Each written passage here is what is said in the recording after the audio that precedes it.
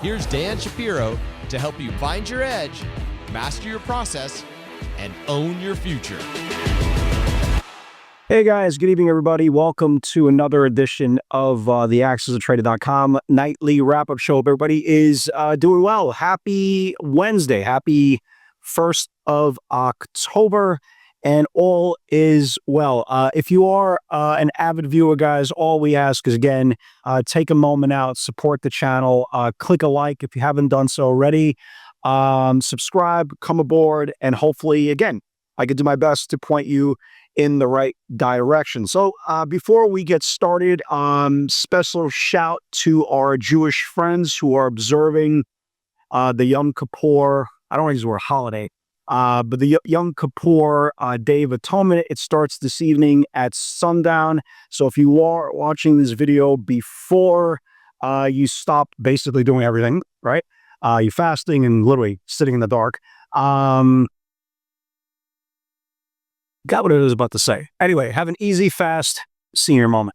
Have an easy fast. We'll see you guys tomorrow. Okay, a lot of people are going to be off tomorrow because of the Yom Kippur. So that's something to be very notable about for tomorrow's session. So let's talk about it, right? NASDAQ, again, all-time highs. S&P closes first time above 6,700.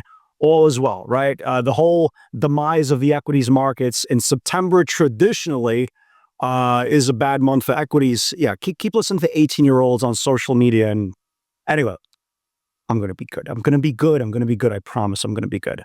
Anyway, let's talk about it, right? Last night, we talked about some developments for today. Everything that we do, okay, and when I say we, I think as traders have been doing this for a very, very long time.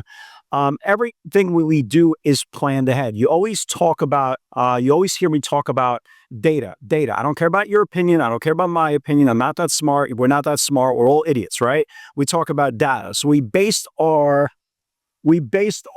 game plan based on the next day's data. Yesterday, we started talking about some charts, right? I would say 85, maybe 90% of what I do on a normal trading day is on last night's research, the previous night's research, and we talked about it, right? We talked about Tesla, potential run-up ahead of deliveries. Tomorrow, deliveries are scheduled somewhere between 8 and 9 a.m. Eastern time. Again, I think we've already gone through this in nauseam, 500 calls up the wazoo, nonstop. Is it built into the stock?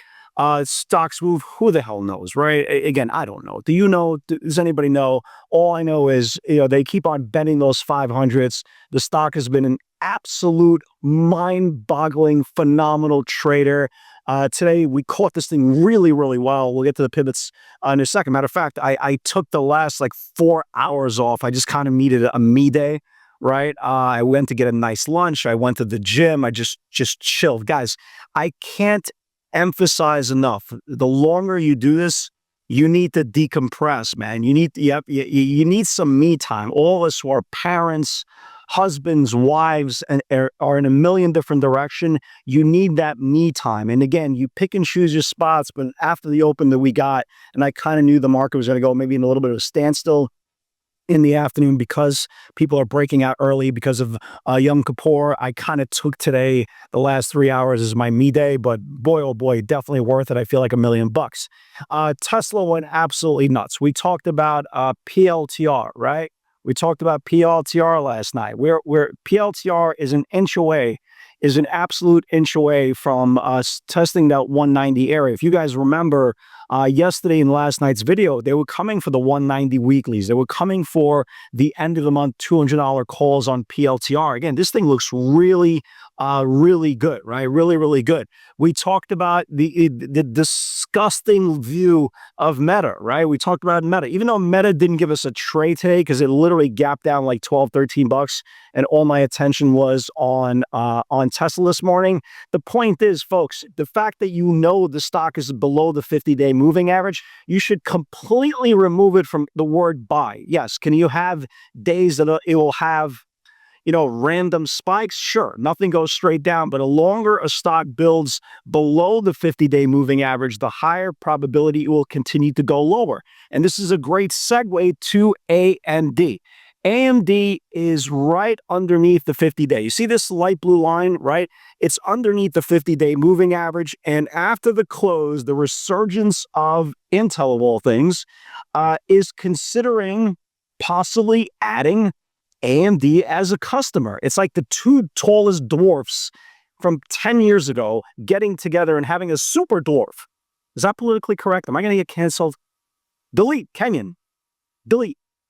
But more important is where AMD is for the next couple of days.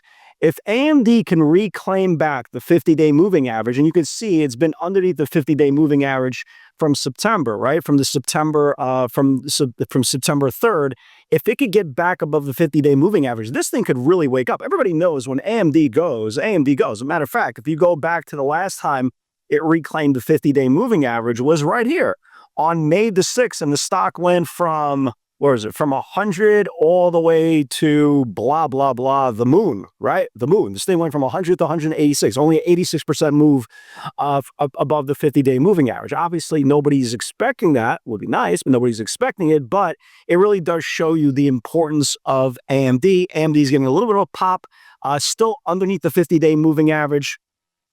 Going into tomorrow's session, but it's something that we definitely want to pay attention to. Microsoft, right? We talked about Microsoft yesterday. Microsoft is just getting tighter and tighter, guys. Tighter and tighter. This thing is literally a day or two away. If this thing doesn't die, this thing is definitely a day or two away. So I definitely want to keep an eye on that. Let me give you some other names. BMNR, buyer came in today. And by the way, speaking of AMD, this is very notable. I forgot, so I apologize. There were buyers all morning for the weekly 170s and for next week's, the 10-10 expiration for the 170 call. So that, yes, the 50-day moving average is going to be a very, very important part of AMD if it could reclaim it or not. BMNR, we saw a buyer come in, and this is a high flyer, speculative name, but a buyer came in for the $60 weekly calls. As you can see now, it's been rejected at the 10-day moving average 2 out of the last 3 days. Watch this thing. If this thing could get back above the 10-day moving average, this thing could really, really wake up. So definitely keep an eye on that as well.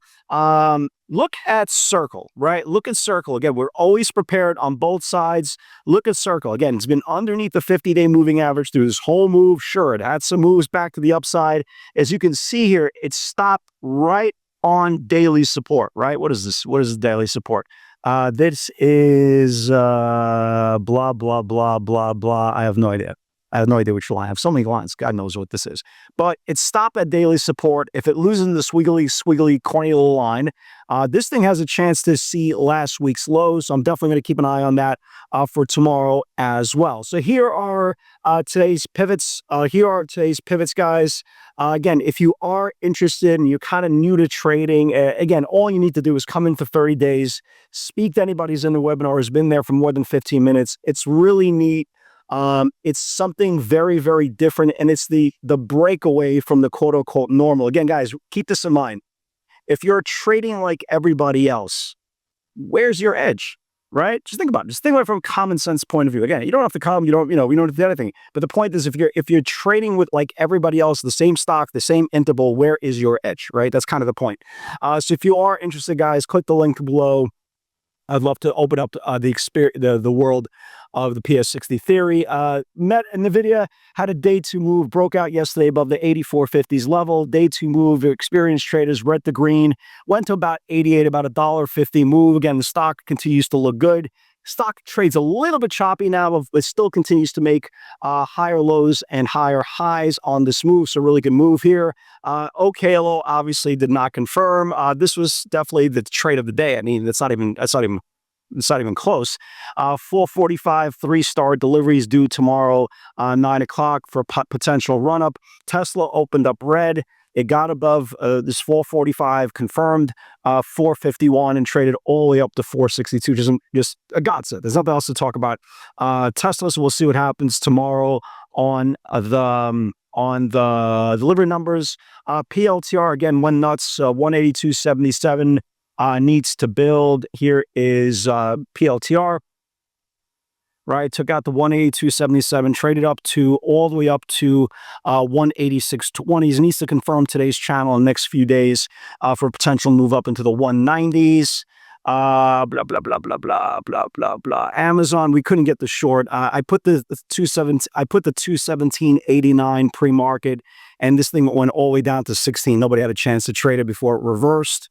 BMNR, I really like this BMNR. Keep an eye on this. I'll even show you the price. BMNR 54.60 needs to confirm. Just set an alert for this thing. You got a $60 call buyer that came into the stock as well. So that's it, everybody. That's what it. So for all you guys observing Yom Kippur, have an easy fast. So tomorrow you are off, most likely. If you are, you're kind of a bad Jew. Shh, don't tell anybody. For the other you guys, I will see you tomorrow at the webinar. God bless, stay healthy, and with God's help, we'll be there all together. Take care, everyone. Have a great night.